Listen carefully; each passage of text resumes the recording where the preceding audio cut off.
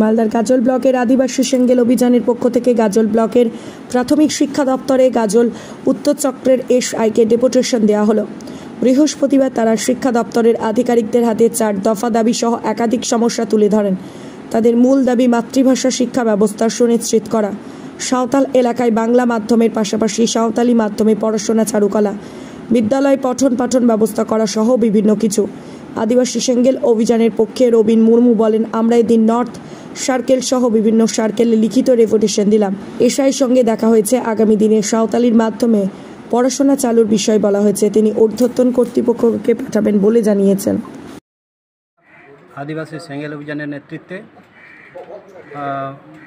গাজল north circle SI স্যারের সঙ্গে দেখা করলাম।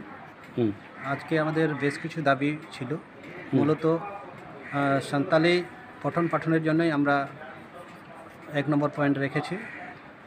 যেগুলোতে বাংলা মাধ্যমে পড়াশোনা হচ্ছে তার পাশাপাশি সেখানে সাঁওতালি অধ্যুষিত এলাকায় সাঁওতালি মাধ্যমে পড়াশোনা যাতে শুরু হয় এবং আমাদের মিড ডে মিলে আহারের পুষ্টিগুণ যাতে ঠিকঠাক দেওয়া হয় সেটাও আমরা দৃষ্টি আকর্ষণ করলাম।